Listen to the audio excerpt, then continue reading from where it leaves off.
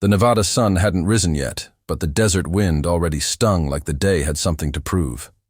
Jenna Whitlow squinted through the cracked windshield of her '93 Toyota Corolla, one hand gripping the steering wheel, the other shielding her eyes from the pale, rising dust. The engine had died 20 minutes ago. Her phone was dead, too. Typical. She was 22, broke, and nearly out of hope, driving across the state to chase a job interview she probably wouldn't get. She had $23 to her name, an expired granola bar in the glove box, and a rusted-out car that had just wheezed its last breath 5 miles off Route 50, the loneliest road in America. Jenna popped the hood with a groan and stepped out. Her boots crunched on the gravel. She didn't know much about engines, but even she could tell this wasn't a quick fix. Steam hissed from the radiator like a warning. She stood there in silence, heart hammering in her chest. No one was coming. Until he did. At first, all she saw was a dust cloud, then a horse, then the man riding it. He looked like he'd been carved from sandstone, tan, lean, with eyes the color of fading denim. A Stetson shaded his face, and his beard was silver at the edges. He rode close and slow, as if he had nowhere urgent to be. Jenna stepped back, suddenly self-conscious. "Car broke down," she said, before he could ask. He dismounted without a word. The man didn't speak for the first minute. He just examined the engine like it was an old friend. His clothes were sun-worn and plain, a denim shirt, leather, gloves, and dusty jeans. The boots on his feet had seen years of wear, no rings, no logos, no brand names. Just dust and grace. "You overheated," he said finally. "Happens to old things in this sun." He reached into his saddlebag and pulled out a thermos of water. Not for her, for the car. Then he handed her a smaller bottle from the same bag. Cold. Jenna blinked. "I don't have anything to pay you with," she said, embarrassed. He just shrugged, not asking for anything. She watched him fix the car with quiet confidence, using a knife to cut a torn belt and replace it. With a spare strip of leather. His hands were strong, sure. She found herself studying them more than necessary.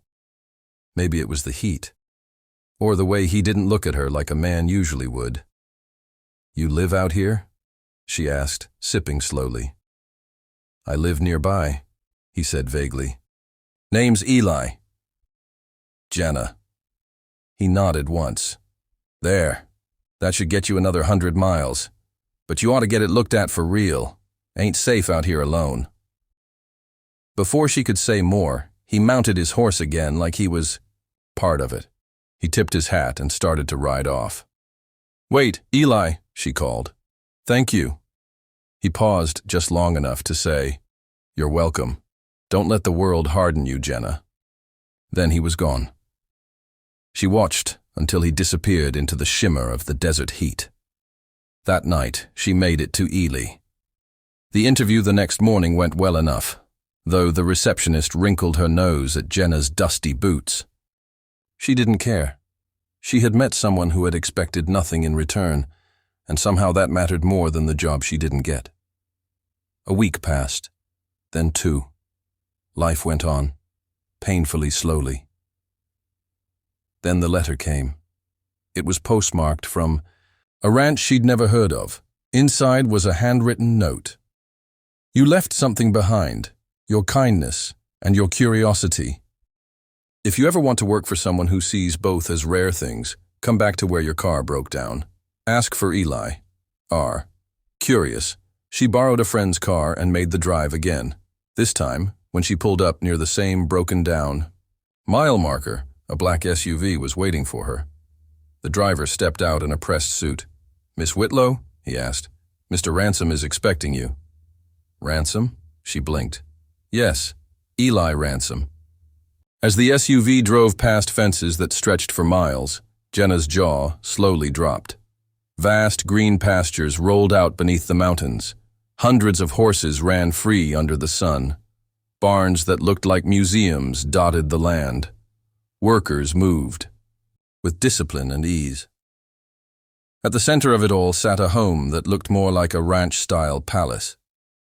Eli was waiting on the porch, still in that same plain shirt, watching her as if he'd known she'd come. She stepped out, eyes wide. You own this? Most of what you see, he said quietly. Been quiet about it most my life. But why fix my car? Why not say something? Because money makes people forget how to be real, Eli said. I didn't want to be just another rich man to you. Jenna swallowed hard. And now? I could use someone honest around here. You seemed like the type. You want work? It's yours. She looked at him. Not the land, not the house. Him. And she smiled. I do. The air smelled different at Ransom Ranch. Cleaner somehow, like earth and sunlight and old memories that hadn't been disturbed in years. Jenna took to the place like dry ground drinks rain.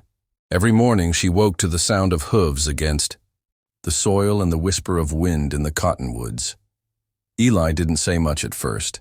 He worked beside her, feeding the horses, fixing fences, repairing old saddles. But he never once acted like the boss. After a week, she learned that most of the ranch hands didn't even know how rich Eli was. To them, he was just the quiet man who lived in the old ranch house on the hill and paid fair wages. A man who worked harder than any of them, but slept less than all of them. Still, there were whispers. About the land. About the house. About the room no one was allowed in. The main house had wide cedar floors and photographs on every wall, sepia-tinted images of rodeos, sunsets, and men in wide-brimmed hats.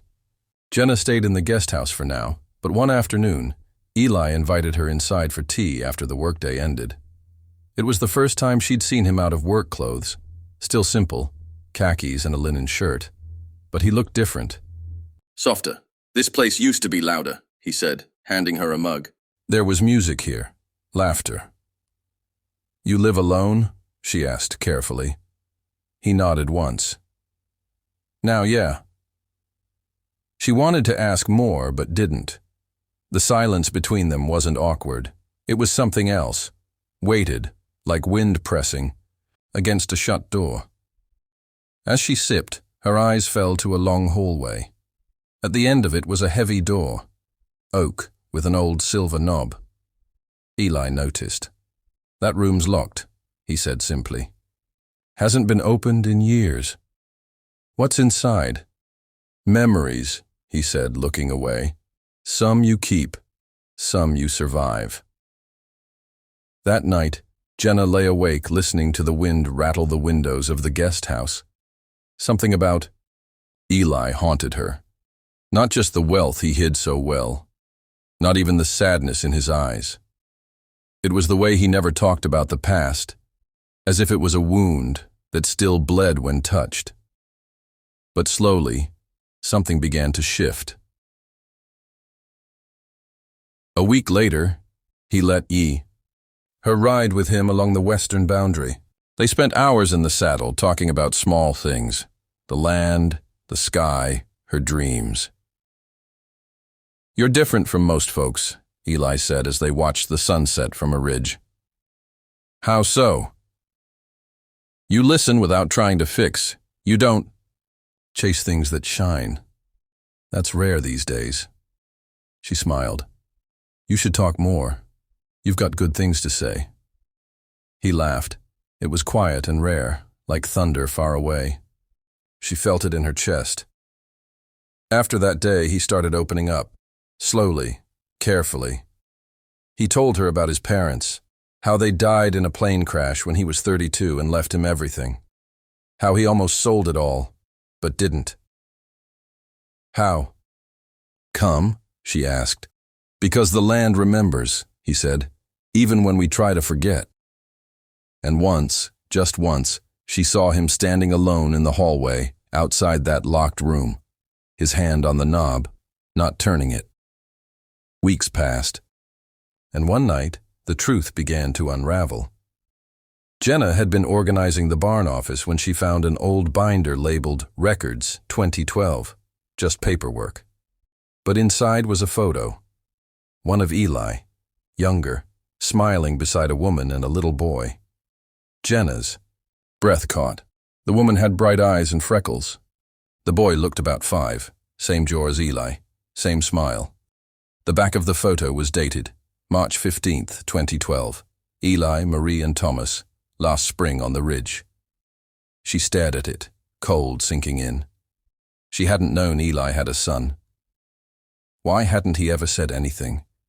That night she walked to the house, photo trembling in her hand.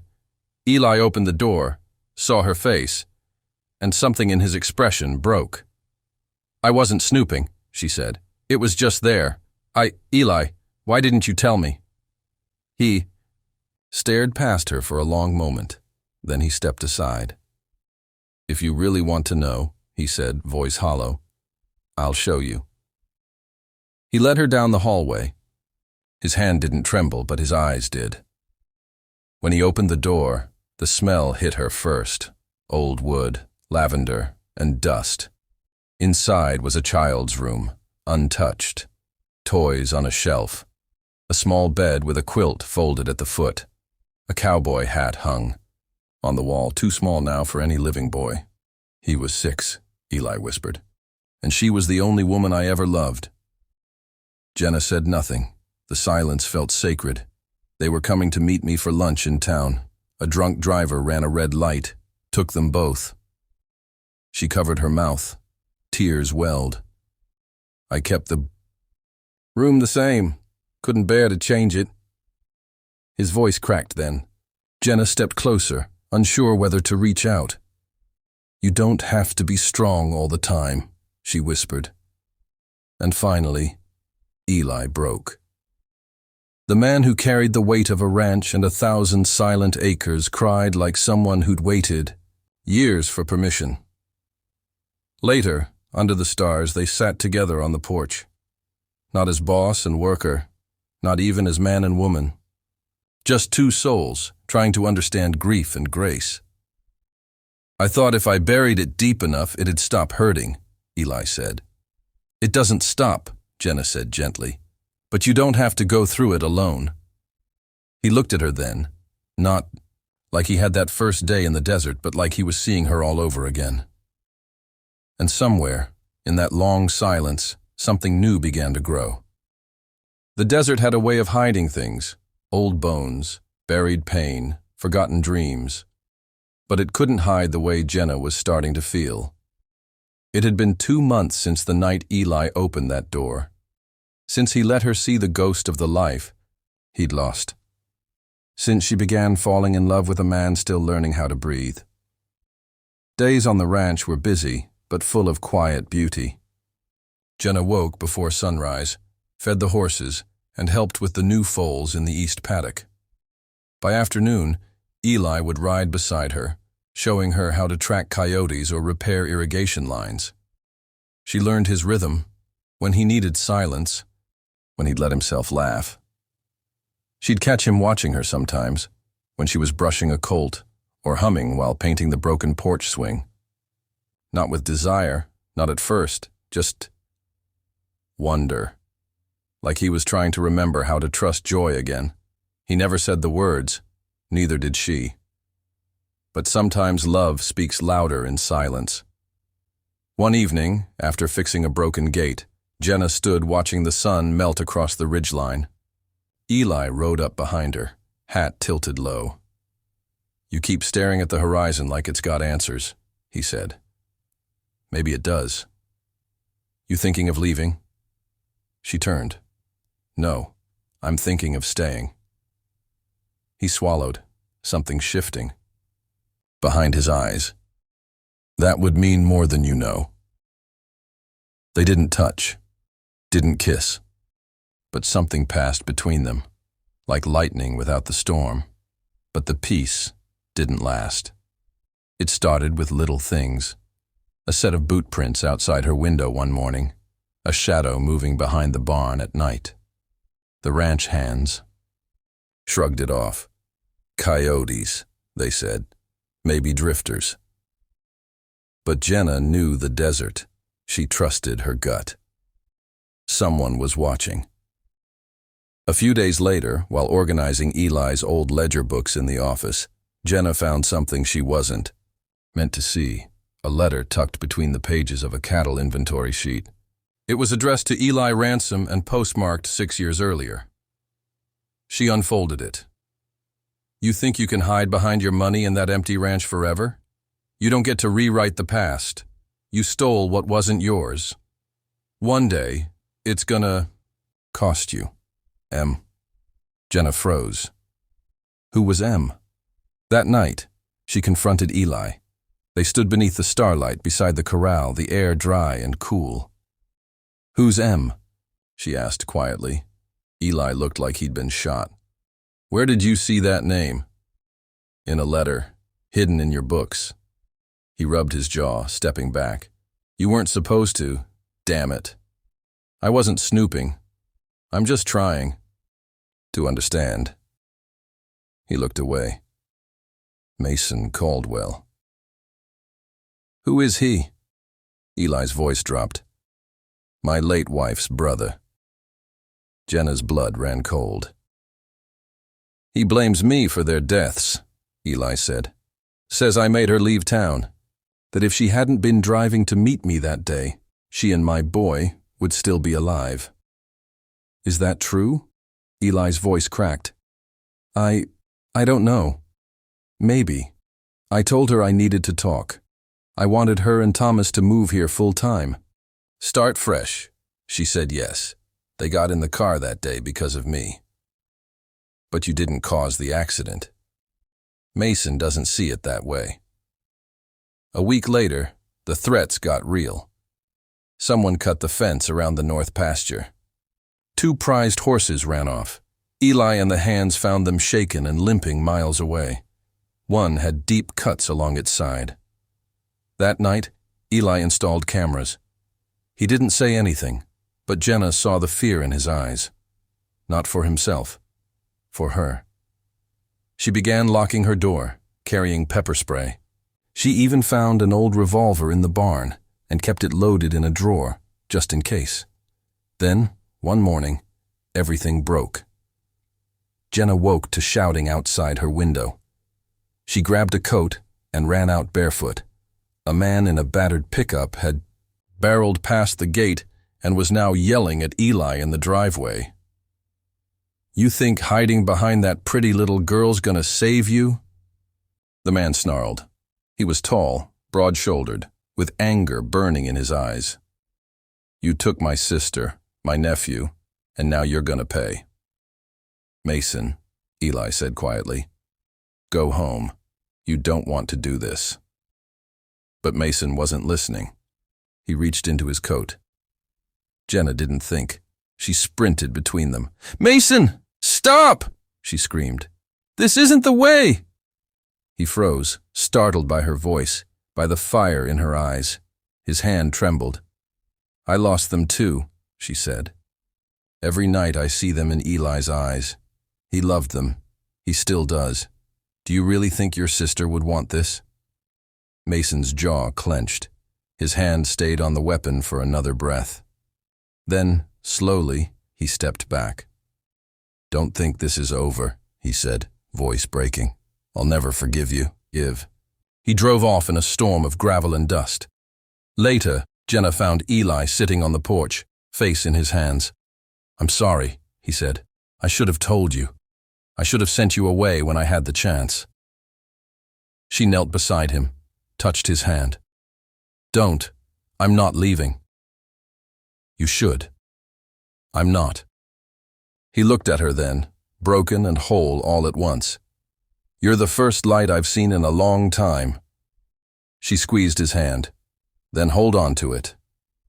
And when he kissed her, finally, fully, it wasn't out of passion. It was out of relief.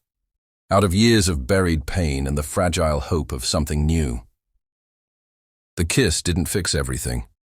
It didn't erase the pain Eli carried or the fear Jenna felt knowing Mason Caldwell was still out there, still full of fire and blame. but it was a beginning. For the first time in years, Eli opened the locked room not just to remember, but to live.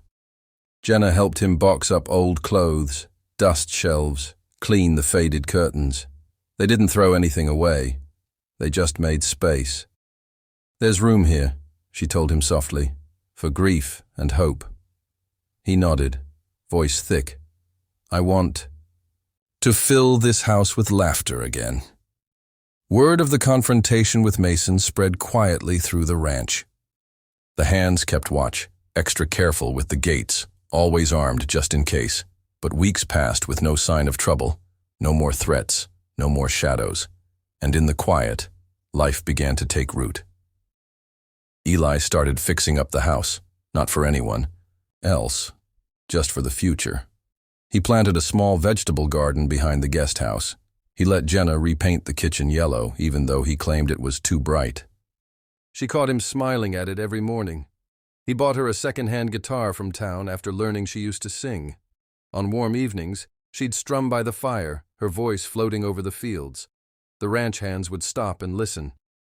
So would Eli. One night, she sang a lullaby she remembered from childhood. He said nothing when she finished, just took her hand and held it like he never wanted to let go. But peace in the desert is always temporary. It started with smoke.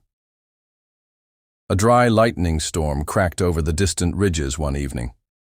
The Santino rain never came, but the strikes did. And by morning, a fire had started in the North Canyon. Brush fires moved fast out here.